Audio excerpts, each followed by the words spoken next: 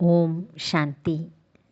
1/1/2025 காலை முரளி. முரளியின் சாரம். பாபா சொல்றார், இனிமையான குழந்தைகளே, நீங்கள் ஞானத்தின் மழையை பொழிந்து பசுமையை ஏற்படுத்தக்கூடியவர்கள் ஆவீர்கள். நீங்கள் ஞானத்தை தாரணை செய்ய வேண்டும் மற்றும் செய்ய வைக்கவும் வேண்டும். முதல் கேள்வி, எந்த மேகங்கள் மழையை பொழியவில்லையோ அவர்களை எந்த பெயரால் அழைக்கலாம்? பதில், அவர்கள் சோம்பேறி மேகங்கள் ஆவார்கள். யார் மழையை பொழிகிறார்களோ அவர்கள் சுறுசுறுப்பான மேகங்கள் ஆவார்கள். ஒருவேளை ஞானம் தனக்குள் தாரணை ஆகிவிட்டது என்றால் அவர்களால் மழை பொழியாமல் இருக்கவே முடியாது. யார் தானும் தாரணை செய்து மற்றவர்களையும் செய்ய வைக்கவில்லையோ அவர்களுடைய வயிறு ஒட்டி போய்விடும். அவர்கள் ஏழைகளாக ஆவார்கள், பிரஜைகளில் சென்று விடுவார்கள். இரண்டாவது கேள்வி, நினைவு யாத்திரையில் முக்கியமான உழைப்பு எத்தகையது? பதில், தன்னை ஆத்மா என்று புரிந்து கொண்டு புள்ளி ரூபமான தந்தையை நினைவு செய்ய வேண்டும். தந்தை யாராக இருக்கின்றார், எப்படி இருக்கின்றார் என்ற அதே சொரூபத்தில் சரியான முறையில் அவரை நினைப்பதில்தான் உழைப்பு அடங்கியுள்ளது. பாடல். யார் தலைவனுடன் இருக்கிறார்களோ அவர்களுக்கு ஞான மழை பொழிகிறது. ஓம் சாந்தி. எப்படி கடலுக்கு மேலே மேகங்கள் இருக்குமோ அப்போது கடலை மேகங்களின் தந்தை என்று சொல்லலாம். எந்த மேகங்கள் கடலோடு சேர்ந்திருக்குமோ அவைதான் பொழிகின்றன. அந்த மேகங்கள் கூட முதலில் தங்களுக்குள்ளே தண்ணீரை நிரப்பிக்கொண்டு பிறகு மழையை பொழிகின்றன. நீங்களும் கூட கடலான தந்தையிடம் நிரப்பிக்கொள்வதற்காக வந்திருக்கின்றீர்கள்.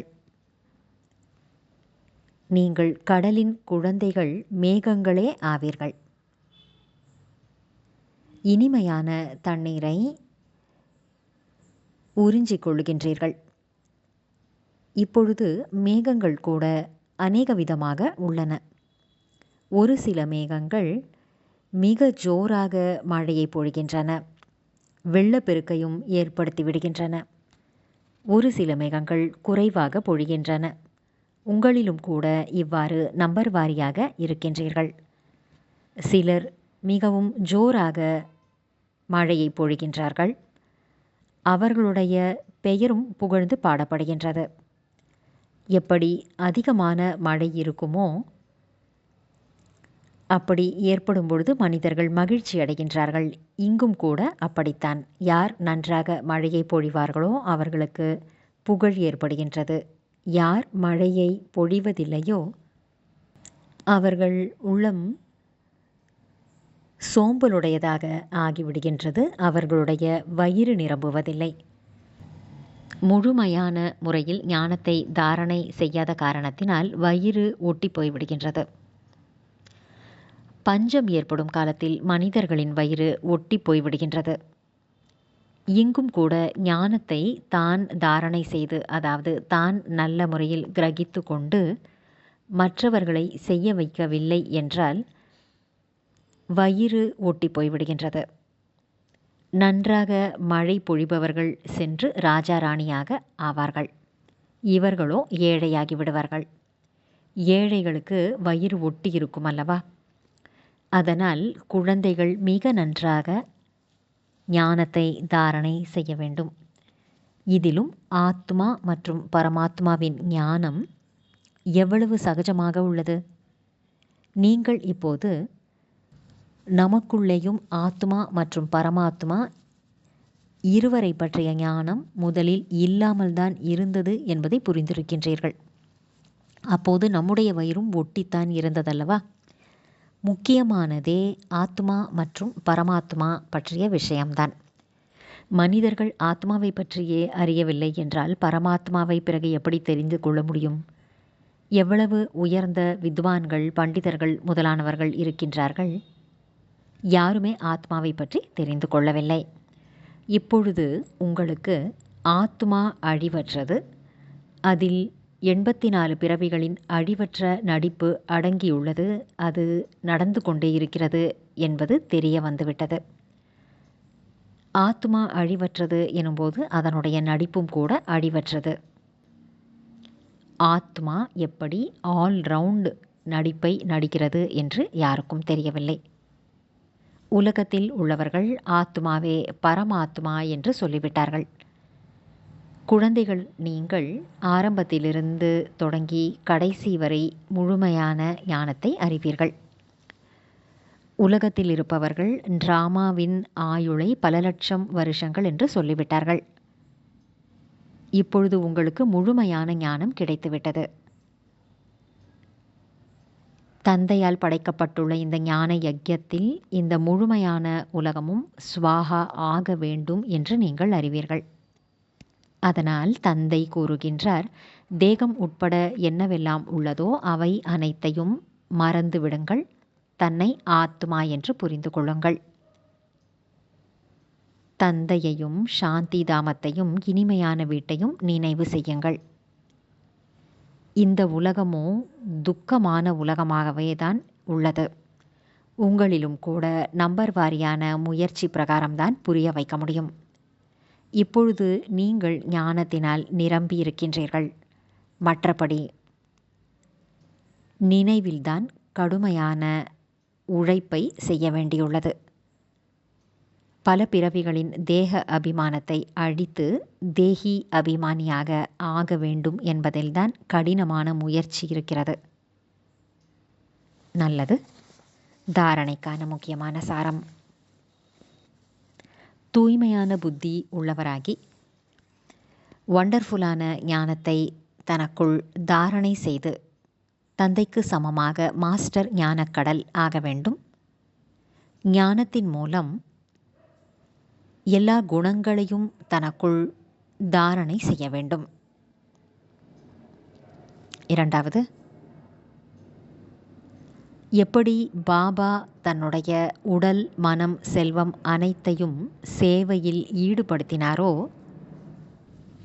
சமர்ப்பணம் செய்தாரோ, அவ்வாறு தந்தைக்கு சமமாக தன்னுடைய அனைத்தையும் ஈஸ்வரிய சேவையில் பயனுள்ளதாக ஆக்க வேண்டும். சதா புத்துணர்ச்சியோடு இருப்பதற்காக குறிக்கோள் மற்றும் லட்சியத்தின் சித்திரத்தை தன்னுடன் வைத்துக்கொள்ள வேண்டும். வரதானம்: ஏக்ரஸ் நிலையின் மூலம் சதா ஒரு தந்தையை பின்பற்றக்கூடிய மகிழ்ச்சி நிறைந்தவர், பிரசன்ன சித் ஆகுக. விளக்கம்: குழந்தைகள், உங்களுக்கு முன்னால் பிரம்மா பாபாவின் வாழ்க்கை என்பது ஒரு துல்லியமான கம்ப்யூட்டராக இருக்கின்றது. எப்படி இன்றைய நாட்களில் கம்ப்யூட்டர் மூலமாக ஒவ்வொரு கேள்விக்கும் விடையை கேட்டு அறிகின்றார்கள், அப்படியே உங்கள் மனதில் எப்போதாவது ஏதாவது கேள்வி எழுந்ததென்றால், ஏன், என்ன, எதற்கு, எப்படி என்ற கேள்விகள் எழுப்புவதற்கு பதிலாக பிரம்மா பாபாவினுடைய வாழ்க்கை என்ற கம்ப்யூட்டரை நீங்கள் பாருங்கள். ஏன், எப்படி என்ற கேள்விகள் இப்படித்தான் என்று மாறிவிடும். அப்போது கேள்விகளை கேட்பதற்கு பதிலாக நீங்கள் மகிழ்ச்சி நிறைந்தவர் ஆகிவிடுவீர்கள். மகிழ்ச்சி நிறைந்தவர் என்றால் ஒரே சீரான நிலையில் ஒரு தந்தையை பின்பற்றக்கூடியவர்கள்.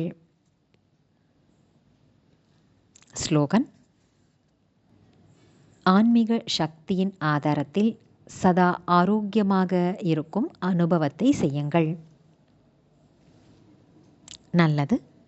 இனிமையிலும் இனிமையான, வெகு காலம் கழித்து காணாமல் போய் மீண்டும் தேடி கண்டெடுக்கப்பட்டுள்ள செல்லமான குழந்தைகளுக்கு தாயும் தந்தையுமான பாப்தாதாவின் அன்பான நினைவுகள் மற்றும் காலை வணக்கம். ஆன்மீக குழந்தைகளுக்கு ஆன்மீக தந்தையின் நமஸ்காரம்.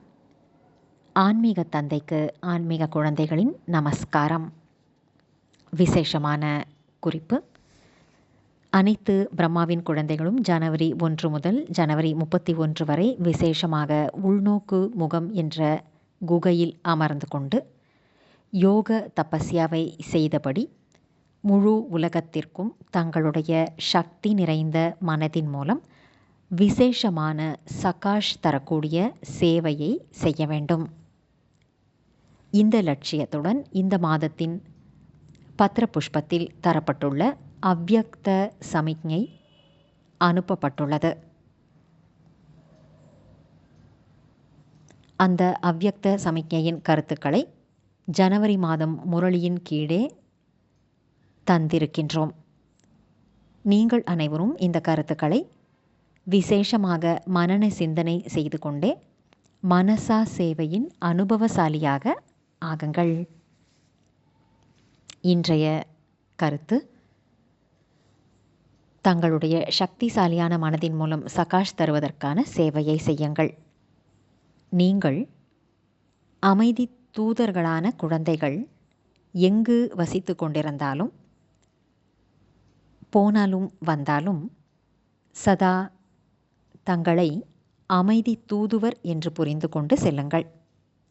யார் ஸ்வயம் சாந்த ஸ்வரூபம் மற்றும் சக்திசாலி ஸ்வரூபத்தில் நிலையாக இருப்பார்களோ அவர்கள் மற்றவர்களுக்கும் கூட அமைதி மற்றும் சக்தியின் சகாஷை வழங்கிக் கொண்டே இருப்பார்கள். நல்லது. அனைவருக்கும் இனிமையான புத்தாண்டு நல்வாழ்த்துக்கள். ஓம் சாந்தி.